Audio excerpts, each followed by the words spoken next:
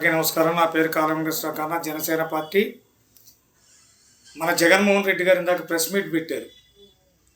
ఏం పెట్టారన్నా మేము కూడా ప్రెస్ మీట్లో చూడటం జరిగింది. ఆయన రేపు 28వ తారీఖు నేను తిరుమల పర్యటన రద్దు చేసుకుంటున్నాను అని చెప్పాడు. దానికి ఏదో కొన్ని సాకులన్నీ చెప్పుకుంటూ వస్తున్నాడు. అసలు కారణం ఏంటంటే టీటీడీ బోర్డు చాలా కీలకమైన ఆదేశాలు జారీ చేసింది. అన్ని మతస్థులు ఎవరైనా సరే తిరుమల వస్తే కనుక డిక్లరేషన్ ఫారం మీద సంతకం పెట్టి దేవుణ్ణి దర్శనం చేసుకోవాలని చెప్పింది. ఆ డిక్లరేషన్ ఫారంలో ఏముంటుంది అంటే, నేను కూడా ఏడుకొండల వాడిని విశ్వసిస్తున్నాను, ఆయన నమ్ముతున్నాను అని చెప్పి సంతకం పెట్టాలి. దాంట్లో ఉండేది ఏకవాక్యమే, ఆయన రాయాల్సిందే. ఏడుకొండల వాడిని నమ్ముతున్నాను, ఆయన మీద నమ్మకంతో తిరుపతి వచ్చారని చెప్పి ఒక సంతకం పెట్టి లోపలికి వెళ్ళాలి. కానీ దాన్ని ఆయన ఆ సంతకం పెట్టడానికి కూడా ఇష్టం లేకుండా ఒక హిందువు అనే ముసుగులో ఇప్పటివరకు ఈ రాష్ట్ర ప్రజలు మోసం చేశాడు.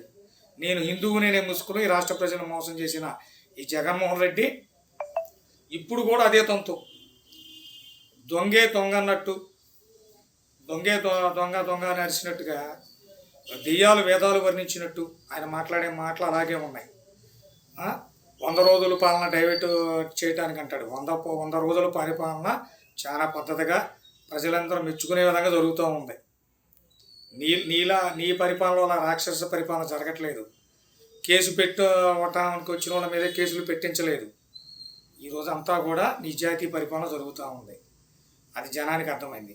లడ్డూ గురించి మాట్లాడుతున్నాడు. నీ 5 ఏళ్ల పరిపాలనలో సామాన్య భక్తులు ఈరోజు కూడా తిరుపతి వస్తున్నారు, కంటిన్యూగా వచ్చేవాళ్ళు ఉన్నారు. లడ్డూ క్వాలిటీ గురించి, ఈరోజు ఉన్న లడ్డూ క్వాలిటీ గురించి నీ 5 ఏళ్ల పరిపాలన లడ్డూగా క్వాలిటీ గురించి సామాన్య భక్తులను అడిగితే చెప్తారు జగన్మోహన్ రెడ్డి. నేను 4 గోళ్ల మధ్య బైబిల్ చదువుతాను, బయటకు వస్తే మన హిందువులకు గౌరవిస్తాను, క్రిస్టియన్ గౌరవిస్తాను అని చెప్పి ఏదో చెబుతున్నా, సిక్కులు గౌరవిస్తానని చెప్తున్నావు 4 బయటకు వస్తే. కానీ ఇదంతా పచ్చి అబద్ధం. నువ్వు పక్కా హిందూ ద్రోహి. తిరుపతిని ఏ విధంగా సర్వనాశనం చేశావో, నువ్వు పెట్టిన అన్ని మతస్థులు ఎవరు, కరుణాకర్ రెడ్డి, ఆ కరుణాకర్ రెడ్డి పేరులోనే కనపడుతుంది. తర్వాత సుబ్బారెడ్డి, వీళ్ళిద్దరు తప్పింది నీకు ఎవరు కనపడలేదా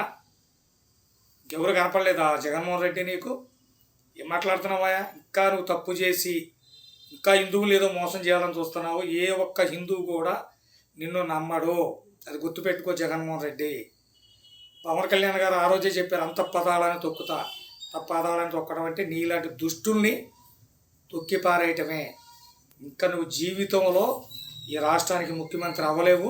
అది గుర్తుపెట్టుకో జగన్మోహన్ రెడ్డి.